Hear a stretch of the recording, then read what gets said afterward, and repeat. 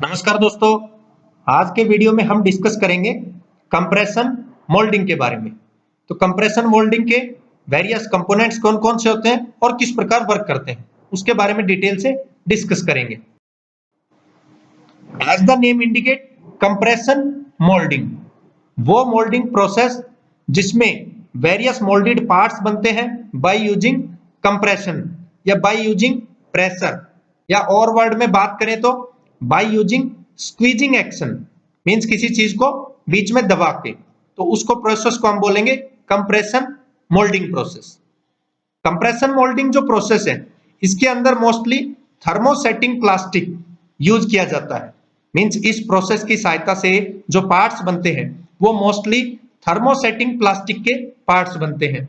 अगर बात करें तो जैसे जो स्विचेज हम घर में यूज करते हैं फैन ऑन करने के लिए, लाइट ऑन करने के लिए, they are the best example of thermosetting plastic. इस प्रोसेस में जो मटेरियल यूज होता है वो या तो पाउडर फॉर्म में होता है या फिर बात करें तो ग्रेनुलर फॉर्म में होता है। मीन छोटे छोटे पार्टिकल्स में प्लास्टिक के छोटे छोटे जो टुकड़े होते हैं उनको हम बोलते हैं ग्रेनुलर। तो या तो ग्रेनुलर फॉर्म में होता है या फिर पाउडर फॉर्म में होता है। जो कंप्रेशन मोल्डिंग प्रोसेस है, इसमें दो मोल्ड रहते हैं, एक अपर हाफ रहता है और एक लोअर हाफ रहता है। मींस एक अपर पार्ट है और दूसरा लोअर पार्ट है। या बात करें तो एक अपर मोल्ड है, एक लोअर मोल्ड है। जैसे कास्टिंग के अंदर कोप और ड्रैग पार्ट होते थे, तो सो लाइक दैट इसमें एक अपर पार्ट और दूसरा लोअर पार्ट। जो अपर पार्ट और लोअर पार्ट है, इनके बीच में कंप्लीट प्रोसेस होता है स्क्वीजिंग एक्शन से, मींस दबा के। किस प्रकार से प्रोसेस होता है यहां पे बताया गया है कि अपर जो हाफ है that is responsible for compressing the material. यहाँ पे ये पाउडर के रेजिन्स है या ग्रेनुलर फॉर्म में है, तो यहाँ पे इनको जो कंप्रेस करता है वो कंप्रेशन के लिए रेस्पॉन्सिबल रहता है अपर पार्ट, अपर मोल्ड।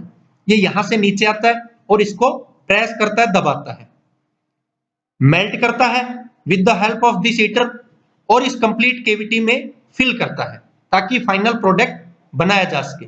ये बेसिक प्रोसेस होता है जिसकी सहायता से हम पार्ट्स प्रोड्यूस करते हैं, मोल्डेड पार्ट्स बनाते हैं। किस प्रकार की शेप बनेगी, यहाँ पे इस प्रकार की शेप प्रोड्यूस होगी जैसा यहाँ पे आप फिगर में देख पा रहे हैं।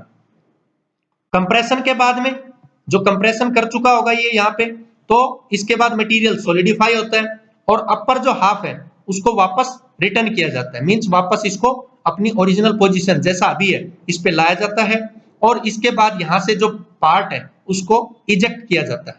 इजेक्ट करने से मीनिंग उस पार्ट को रिमूव किया जाता है और वापस दोबारा से प्रोसेस स्टार्ट हो जाता है।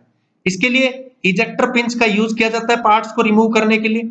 और जो वर्क इसमें परफॉर्म होता है वो मैनुअल वर्क परफॉर्म नहीं होता, ये हाइड्रोलिक प्रेस मशीन्स की सहायता से वर्क परफॉर्म होता है। यहाँ पे अगर मैं इस फिगर के अकॉर्डिंग बात करूं कि किस प्रकार से ये वर्क करता है, यहाँ पे कंप्लीट डिटेल भी आपको मैंने समझाई। तो इसमें क्या होता है, ये जो बॉटम पार्ट है, ये लोअर पार्ट, इसमें इस प्रकार की केविटी रहती है, डाई रहती है, जो कि ऐसा सेक्शन है जैसा पार्ट यहाँ पे प्रोड्यूस होकर आपको दिखाया गया है। इसमें क्या होता है, पाउडर के रेजिन्स फिल किए जाते हैं या ग्रेनुलर फॉर्म में फिल किए जाते हैं। यहाँ पे ये जो सेक्शन है ये एक प्रकार का होलो सेक्शन है जिसमें ये गाइड पिंस इनसाइड इसके रेसिप्रोकेट करती हैं, जाती है।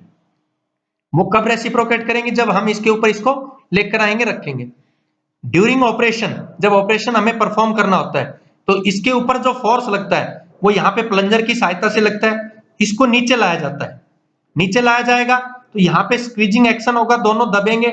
जैसे हम हथेली के बीच में, दोनों हथेलियों के बीच में कुछ दबाएं, जैसे अखरोट है तो दबा के उसको फोड़ें, तो इस प्रकार का एक्शन परफॉर्म होगा। तो यहाँ से ये इसको दबाएगा, दबाएगा, उस समय यहाँ पे क्या होगा, हीटर की सहायता से ये कंप्लीट मेल्ट होगा। हीटर की सहायता से जब ये मेल्ट हो जाएगा उसके बाद ये इस प्रकार की शेप को गेन कर लेगा, जैसी रिक्वायर्ड शेप है केविटी के अंदर, जैसी केविटी बनी हुई है। इसके बाद वापस इसको अपर ले जाया जाएगा with the help of hydraulic pressure जो है यहाँ पे, उसी की सहायता से यहाँ पे अप्लाई हुआ था नीचे, और वापस भी वो हाइड्रोलिक रैम एक प्रकार की जो है उससे ये वापस ऊपर उठेगा। इसके बाद यहाँ से पार्ट को रिमूव कर लिया जाएगा। ये बेसिक प्रोसीजर होता है कंप्रेशन मोल्डिंग का। थैंक यू दोस्तों।